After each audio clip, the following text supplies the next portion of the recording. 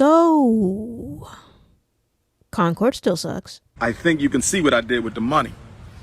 We got 4 buildings. I think you can see what I did with the money. We got 4 buildings. I think you can see what I did with the money. It's been a full orbit around the sun, a whole 365 days, and somehow Concord is relevant once again. And I've certainly seen the uptake on my end. When I first made my video on this game, I really did not expect the engagement it received. After all, just because a specific topic is popular does not guarantee that your contribution to it will also be popular. I've seen requests for me to make more redesigns, and I did entertain the idea for about 2 seconds before all of my energy was drained at the thought. I really didn't want to revisit this topic because I don't think this game deserves more attention, but this one comment kind of changed my perspective. People don't want to see another Concord happen again, and I respect that. And I also agree that instead of just making fun of it, we can learn something from it for the future. What is appeal? According to Merriam-Webster, appeal is the power of arousing a sympathetic response. If we're to break that down a little bit further, the sympathy refers to the possible connection or relation to a person or a thing. Essentially, you have found an interest in a certain area and you want to explore it. Appeal is so important in character design. There are many factors to character design, of course, and you can watch me explore one of them in my first Concord video. But the skill of provoking interest in your character is a fundamental skill, one that does not exist in any of the Concord characters. To be clear, when I say appeal, I do not mean sex appeal. While sexual attraction is an angle that can be taken, and in all fairness, it is one that is more favored, and I have no issues with character designs that are physically attractive, remember what the definition of appeal is. For a character to be appealing, you as a creator have to link the interest of the character to the interest of the desired audience. It has nothing to do with it being inherently sexual. Just a little side note, I personally am not the biggest fan of overly sexual character designs, nor do I really like excessive fan service. But I'm also not going to begrudge or belittle people who do like those things. If I can separate myself from that culture, I don't really see the need to waste my energy villainizing people when I can just go about my day. And you could put my balls on a pita bread with some hummus and tahini and eat that to the face. You feel me? Mind your fucking business. Nobody asked you anything.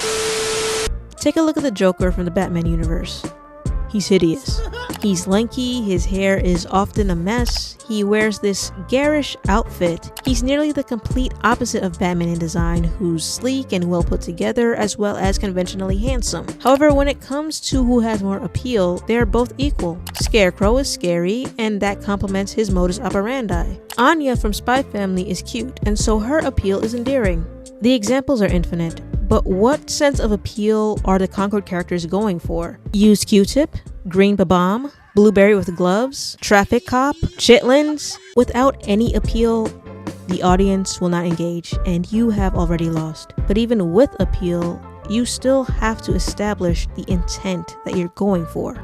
Amongst the praise and some whining, I remember seeing some comments on my initial video criticizing my designs because they A, didn't follow the direction of the characters' roles because I didn't look at them, and B, they didn't look like designs that were made for a shooting game. Genuinely, I do understand that criticism, and I find it fair. I was in disbelief when I found out that Bazz, you can hear the outfit before you see it. This character is supposed to be an assassin. That makes no sense! Part of me thought this was more fake news like that original Imari design that was floating around. Here is the original artist, by the way. Some goober just erased his signature. But it was real, and it was so confusing because Bazz looks like she's made for the stage, the complete opposite of the assassin archetype. This is what I mean by establishing intent.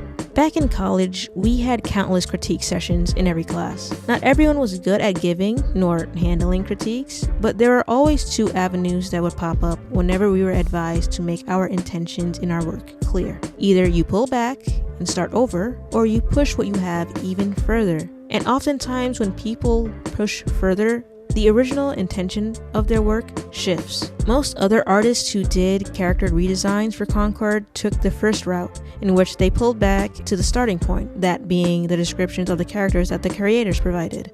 What I did was the second route. Bazz is an assassin that looks like a rock star, so all I did was just lean heavily into what Concord established, whether it was intentional or not. I focused more on the physicality than the clothing for the other two designs, but that's still pulling from what the creators made. To reiterate, these designs are rough drafts and would have to go through numerous revisions before they're actually good, but I believe that my rendition of Bazz is the best out of the three. In fact, to be honest, I've had thoughts of taking the sketch even further and trying to make it my own. And now when it comes to them not looking like FPS game characters, with the inclusion of in Marvel Rivals, another way more successful shooter game, I think my designs just may have a future after all. What is the point of all this?